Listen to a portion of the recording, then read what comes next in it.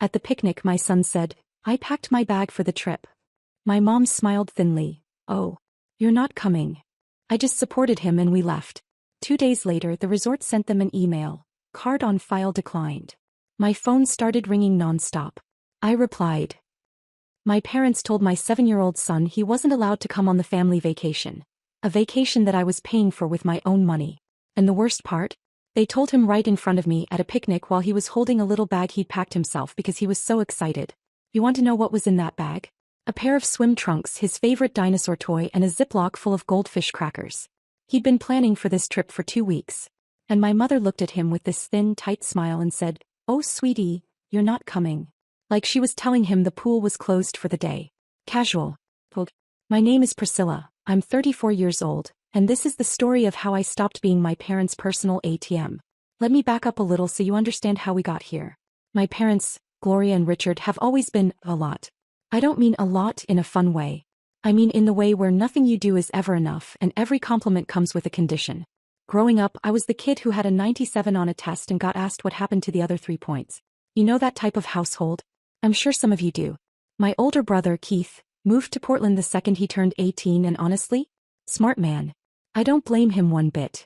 I stayed though. I stayed because I thought if I just tried a little harder, if I was a little more helpful, a little more giving, eventually my parents would just be warm. Be proud of me without the but. Spoiler alert, that's not what happened. By the time I was 26, I'd built a small but solid career in medical billing consulting. I won't bore you with the details, but basically, I did well. Really well. Bought my own house at 28. I started helping my parents financially around that time because my dad had retired early due to a back injury and my mom's part-time job at a craft store wasn't exactly covering the bills. And I was happy to help. Truly. That's what family does, right? I was covering their mortgage, their car insurance, their groceries every other week, their phone plan. I wasn't keeping score, at least not at first. I just figured I have it, they need it done. Then I had my son Oliver. Oliver's dad, a man I will simply refer to as a lesson I learned the hard way, left before Oliver was even born. So it was just me and my little guy from day one. And listen, I'm not going to sit here and pretend single motherhood is easy because it's not. But Oliver, that kid made everything worth it. He's funny, he's curious, he's the kind of child who asks you why the sky is blue and then actually listens to your answer. He's my whole heart. Here's where things started to go sideways.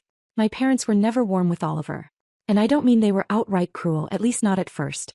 It was more like, they were strict with him in a way that didn't match who he was. Oliver would be playing in their living room and my mom would snap at him for laughing too loud. My dad once made him sit in the corner for 20 minutes because he accidentally knocked over a glass of water. A glass of water, you guys. He was 5. 5-year-olds knock things over. That's basically their entire job description. I brought it up. Multiple times. I'd say, "Mom, he's just a kid, he didn't mean to." And my mother would hit me with her favorite line. "Priscilla, we raised you and you turned out fine, so clearly we know what we're doing." Did I turn out fine, Gloria? Did I really? Because I'm in therapy twice a month, so let's maybe revisit that theory. But I let it slide. I kept letting it slide because I didn't want conflict. I didn't want to be the difficult daughter. You know what I mean? Some of you are nodding right now, I know you are. That feeling where you swallow what you actually want to say and just smile because keeping the peace feels safer than being honest. Then came the trip. Every year I plan a family trip. I pick the resort, I book the rooms, I pay for everything. Last year it was Myrtle Beach. The year before that, a cabin in Gatlinburg. This year I'd booked a beautiful resort in Destin, Florida. 3 rooms. 1 for my parents, 1 for Keith if he decided to come, and 1 for me and Oliver. Total cost? Just over $4,000. My money. My card on file. 2 weeks before the trip, we had a family picnic at my parents' house. Nothing fancy. Burgers, potato salad, my mom's weird jello thing that nobody eats but everyone pretends to like. Oliver was buzzing around the yard, happy as can be. And then he ran up to my mom, this huge grin on his face, and said, "Grandma, I packed my bag for the trip. I put my swim trunks in and everything." And my mother, I swear I can still see her face, she looked down at him and smiled this tight, thin smile. And she said, "Oh, you're not coming, honey." Oliver's face just fell. You ever watch a child's excitement drain out of them in real time? It's one of the most painful things you'll ever see. He looked at me like, "Mom, is that true?" I looked at my mother. Then I looked at my father, who was sitting in his lawn chair pretending to be very interested in his burger. And I said, "What do you mean he's not coming?" My mom started with the reasons. "He's too young for that kind of trip. He'll be running around making noise, we won't be able to relax." Last time he spilled juice on the hotel comforter and I had to call housekeeping. It's just better if he stays with a sitter. A sitter. For a vacation I was paying for.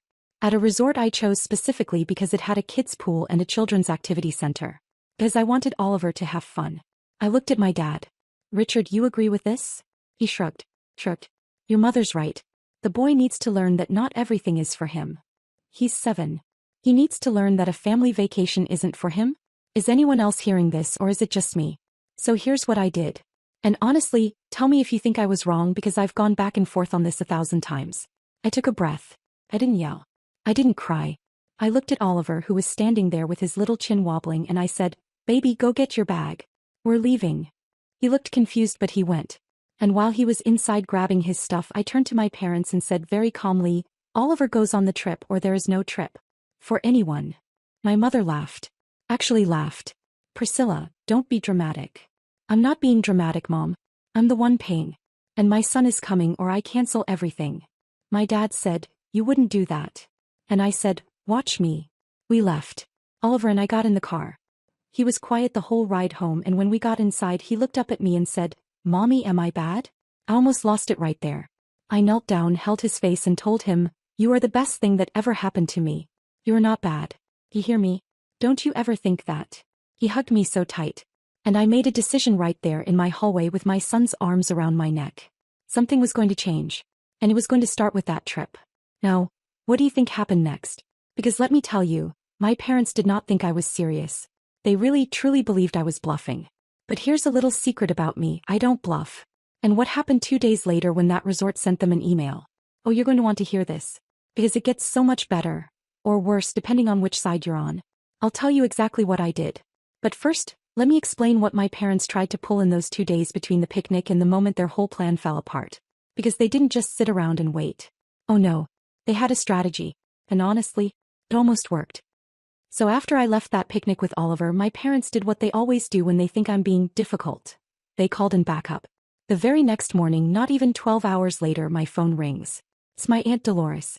Now, Dolores is my mom's older sister and she's basically Gloria 2.0 but with louder earrings and more opinions. She calls me and goes, "Priscilla, honey, your mother is beside herself. She says you threatened to cancel the whole vacation over some little disagreement." Some little disagreement. That's what they told her. They didn't mention that they told my 7-year-old to his face that he wasn't welcome. They didn't mention that Oliver asked me if he was bad. They left that part out. Convenient, right? I said, "Aunt Dolores, did Mom tell you what actually happened?" And she said, "I kid you not. Well, she told me enough. And I think you're overreacting. Children don't need to go on every trip. When I was young we stayed home and we were grateful." Ma'am. Dolores. With all due respect. This isn't 1974. And also, nobody asked you. But I kept my cool. I said, "I appreciate the call, Auntie, but this is between me and my parents." And I hung up. Politely. Mostly. Do you guys have family members like that? The ones who get the edited version of the story and then call you like they're a judge on some courtroom show? Because let me tell you, it doesn't stop with one call. About 2 hours later my dad calls. Not to apologize. Oh no. Richard doesn't apologize. Richard explains. He calls and says, "Priscilla, your mother didn't mean it the way it sounded. She just thinks the boy would be happier at home. Resorts are for adults." I said, "Dad, the resort has a water slide shaped like an octopus. Who do you think that's for?" Silence. Then he says, "You're making this into a bigger deal than it needs to be. Just let your mother have this one. Just let your mother have this one. Like we're negotiating over a parking spot and not my child's feelings." I told him, "Dad, I've let Mom have plenty. I'm done letting her have my son's happiness." He hung up on me. Classic Richard. Now here's where my brother Keith comes in, and honestly, Keith is the only reason I didn't completely lose my mind during all of this. Keith, if you remember, moved to Portland years ago. He keeps his distance from our parents and for good reason. But we've always been close, me and him. He's 4 years older and growing up he was the one who would sneak me snacks when Mom sent me to bed without dinner for getting a B+. Yeah. A B+. That was a punishable offense in the Gloria and Richard household. So I called Keith that evening and told him everything. And Keith, bless this man, he said, "Priscilla, cancel it. Cancel the whole thing. They'll never learn if you keep bending." I said, "But they're going to lose it." He said, "Good. Let them lose it. You've been paying for their entire life for years. What have they done for you? What have they done for Oliver?" And you know what? He was right. When was the last time my parents did something kind for Oliver without a condition attached? When was the last time they said, thank you for the mortgage payment, the car insurance, the groceries? I'll tell you when. Never. The answer is never. So I sat down at my kitchen table that night after I put Oliver to bed and I opened my laptop. And I went to the resort's website. And I canceled the reservation. All 3 rooms. The whole thing.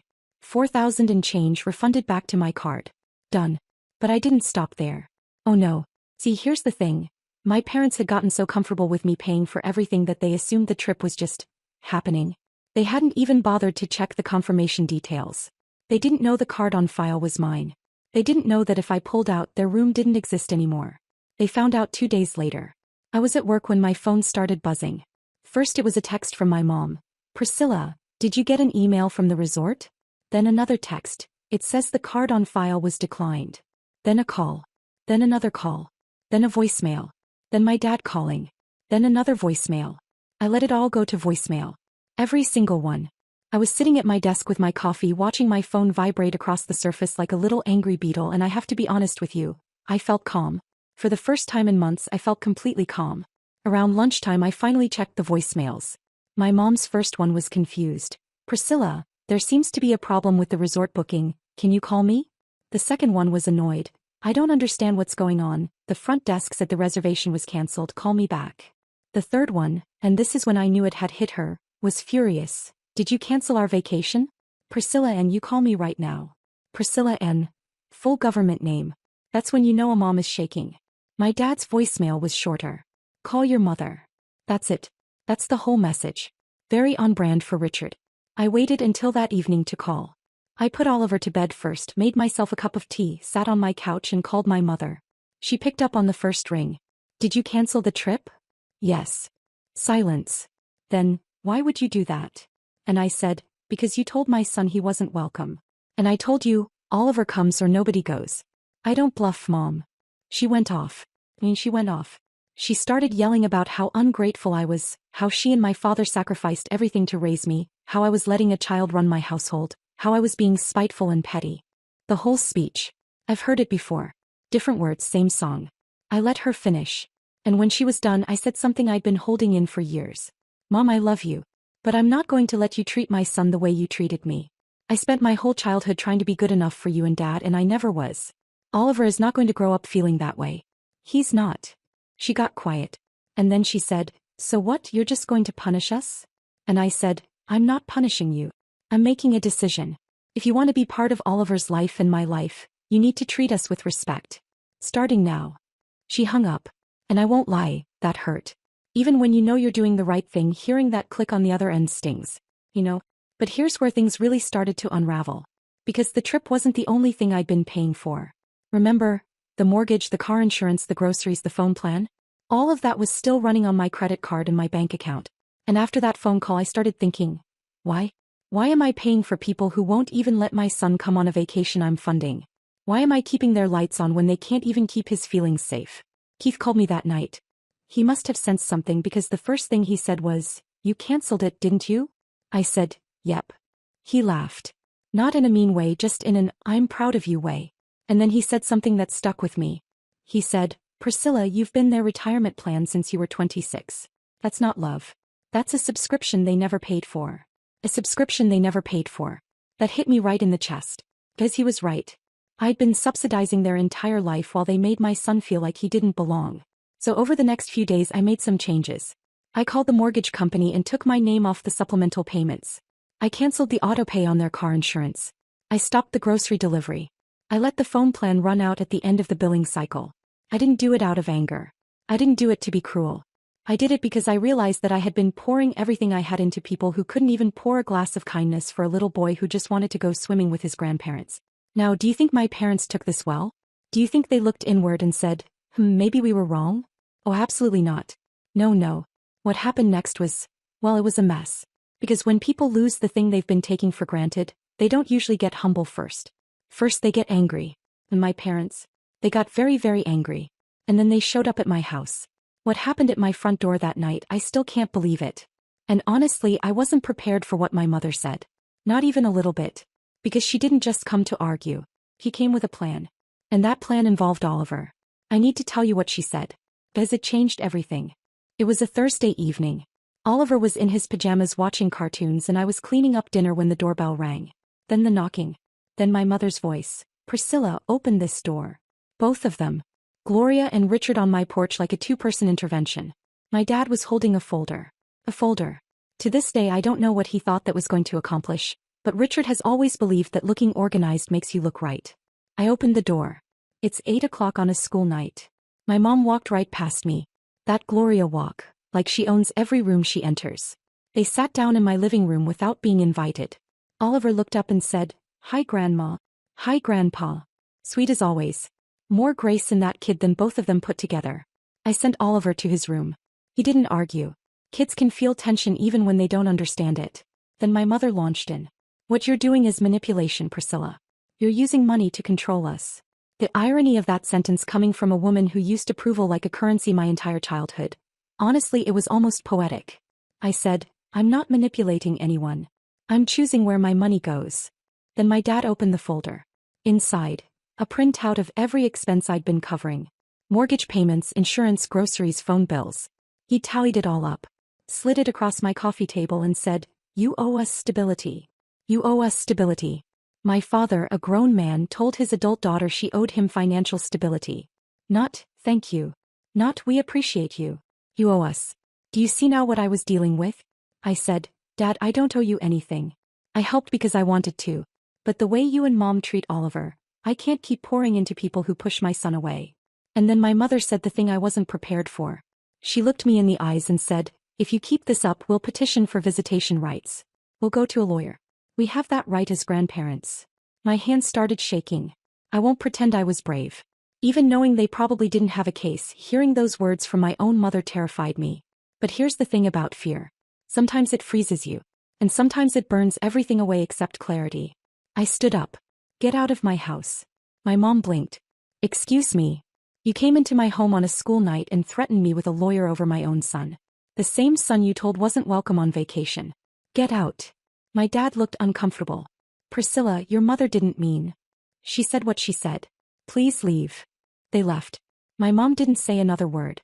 The folder stayed on my coffee table. I threw it in the recycling. After they were gone, I sat on the couch and cried. Not from regret. From the exhaustion of loving people who make that love feel conditional. Some of you know exactly what I mean. Oliver came padding down the hallway in his dinosaur socks. Sat next to me. Put his hand on my arm. "Mommy, are you sad?" "A little. But I'm okay." "Want me to bring you my dinosaur?" "He helps when I'm sad."